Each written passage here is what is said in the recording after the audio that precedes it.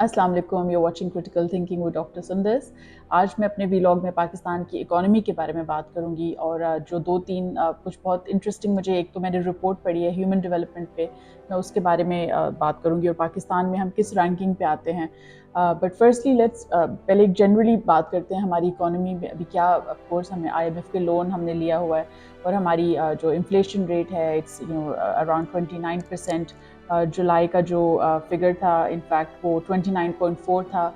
पाकिस्तान का जो rupee dollar rate है अब वो 300 से ज़्यादा हो गया है। तो सारे bye all measures, all indicators, हमारी इकोनॉमी बहुत सफ़र कर रही है, बहुत एक सवेयर क्राइसिस में है।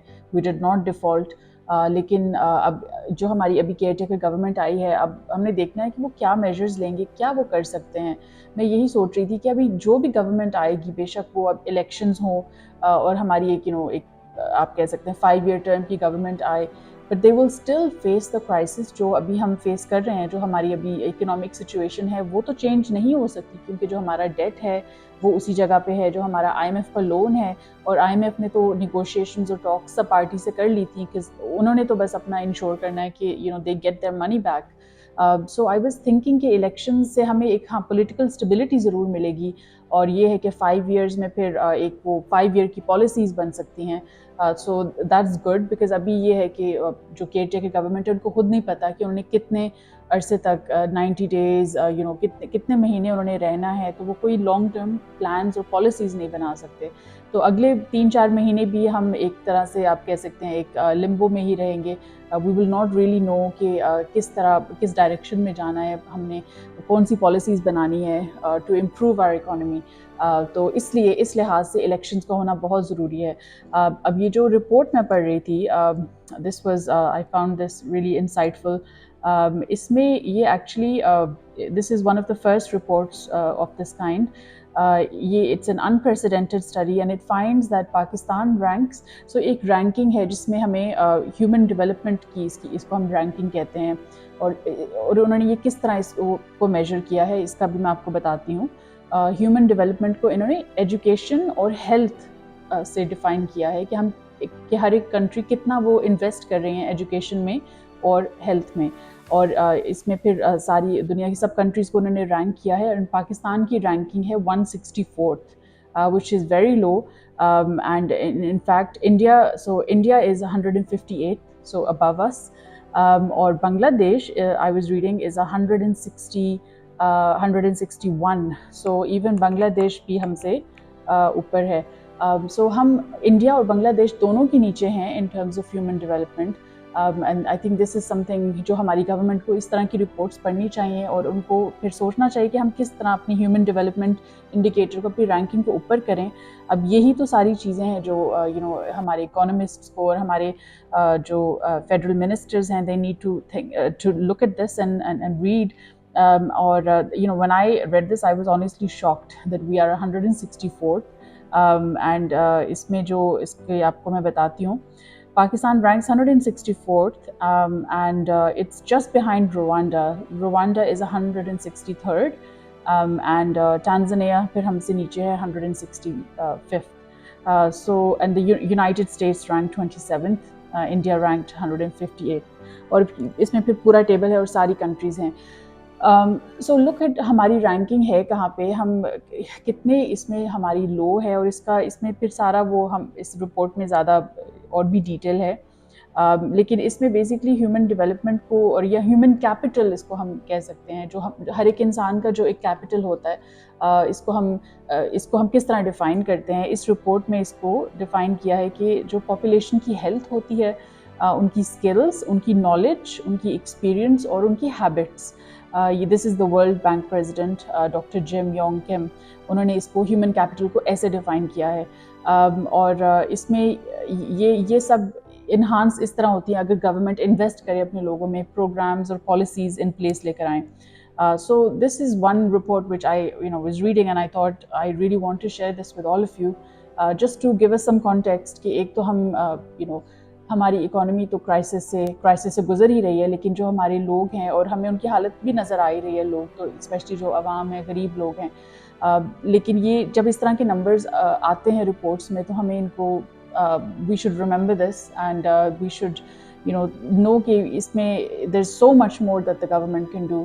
یہ پاکستان میں جو مہنگائی ہو رہی ہے اور جس طرح ہمارے لوگ اس میں سفر کر رہے ہیں, عوام سفر کر رہی ہے, جو غریب لوگ سفر کر رہے ہیں, وہ تو ہمیں نظر آ ہی رہا ہے. پیٹرول پرائسز بھی ابھی دوبارہ انکریز ہوئی ہیں, بجلی کی پرائسز بھی. لیکن میں آپ سے ایک سٹوری شیئر کرنا چاہتی ہوں. میرے ایکچولی جو پاکستان میں میرے ایک ڈرائیور تھے, وہ and he is a very nice elderly man. انہوں نے مجھے فون کیا کچھ دنوں پہلے, اور انہوں نے کہا کہ میں آپ سے کچھ نیوز شیئر کرنا چاہتا ہوں, کوئی اچھی نیوز اپنی فیملی کے بارے میں, گڈ نیوز. تو مجھے لگا کہ وہ اپنی کسی بیٹی کی شادی کے بارے میں بتائیں گے کہ اکثر میں نے یہ دیکھا ہے کہ پاکستان میں بہت زیادہ ایک گڈ نیوز یہی ہوتی ہے کہ شادی کس کی ہو رہی ہے, اور یہ گڈ نیوز لوگ بتاتے ہیں. انہوں نے بتایا تو اپنی بیٹی کے بارے میں ہی, لیکن یہ نہیں کہ اس کی شادی ہو رہی ہے, یہ کہ اس کو جاب مل گئی ہے اور وہ جرمنی جا رہی ہے.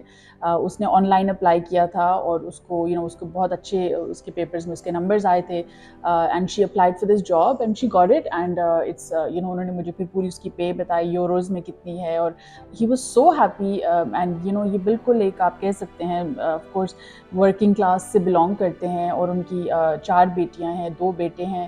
تو ان کی کافی زیادہ رسپانسبلٹی ہے, ذمہ داریاں ہیں. اور میں نے ان کو دیکھا ہے جس طرح وہ کام کرتے تھے میرے لیے اتنی محنت سے, اینڈ ہمیشہ اپنی بیٹیوں کی پڑھائی, ان کی پیپرز, ان کی ایجوکیشن کی بات وہ کرتے رہتے تھے. تو انہوں نے کہا کہ یہ میرا ڈریم تھا کہ میں اپنے بچوں کو پڑھاؤں اور وہ کچھ اپنا فیوچر بنا لیں. اور وہ مجھے اکثر فون کرتے ہیں اور بتاتے ہیں کہ کتنی مشکل میں ہے اور کتنی مہنگائی ہو رہی ہے, کتنے برے حالات ہیں, اور وہ اپنے بچوں کو پاکستان سے نکالنا چاہتے ہیں. تو یہ ان کی بیٹی کو اب یہ جاب مل گئی ہے جرمنی میں, and she is going. And بالکل انہوں نے بیسکلی ان کی بیٹی نے اپنی میرٹ پہ یہ اچیو کیا, اپنے ہارڈ ورک سے اچیو کیا ہے. تو اس سٹوری کا مجھے تو اس کا میں بہت خوش ہوئی ہے سن کے, بیکاز اب ان کی ایک بچے کی وجہ سے, ایک ان کی بیٹی کی وجہ سے اب ان کی پوری فیملی کا فیوچر اب بدل جائے گا. ان کو ایک ایکسپوجر مل گیا ہے, ان کو ایک وہ جائے گی باہر, اس کی اسکلز زیادہ امپروو ہوں گی, ورک ایکسپیرینس, مطلب دس از لائف چینجنگ. اس سے ہمیں یہ بھی پتہ چلتا ہے کہ پڑھائی کی کیا ویلیو ہے, اور اگر آپ اپنے بچوں کی پڑھائی پہ فوکس کریں اور اپنی پڑھائی پہ اپنے آپ کو, اگر آپ نے اپنے حالات بدلنے ہیں, تو یہ محنت کر کے, پڑھ کے. اور یہ صرف یہی طریقہ نہیں ہے, اور بھی بہت کچھ لوگ فارمل ایجوکیشن اور پڑھائی کی طرف اتنا نہیں جاتے, لیکن محنت کریں, بزنس میں اپنا کچھ کریں محنت سے, اور اپنا فیوچر بدلیں. کیونکہ ہماری اکانومی, ہمارے پولیٹیشینز, ہماری گورنمنٹ, ان کی تو کوئی حالت ایسا لگ نہیں رہا کہ وہ اپنے لوگوں کے بارے میں اور اپنی ہیومن کیپٹل کو بدلیں. تو اسی طرح ہم نے اپنا اپنی ڈیسٹنی, اپنی لائف ہم نے خود ہی بنانی ہے اپنی محنت سے. تو یہ ایک سٹوری تھی جو میں نے آپ سب سے شیئر کرنی تھی, کہ کس طرح ان کی بیٹی نے اپنی محنت سے, پڑھائی سے اپنا فیوچر بدل دیا, اور اپنا ہی نہیں, اپنی پوری فیملی کا. اب ان کی پوری فیملی کے لیے یہ بہت بڑی چیز ہے. وہ اتنے خوش تھے کیونکہ اب وہ تو تنگ آئے ہوئے تھے پاکستان کی جو سچویشن ہے. So this was a huge surprise for him, and I just think this just tells us کہ ہم سب نے اپنی سچویشن خود ہی بدلنی ہے. آپ سب نے بھی اپنے بارے میں سوچنا ہے, اپنے آپ نے کس طرح اپنی سچویشن کو بیٹر کرنا ہے.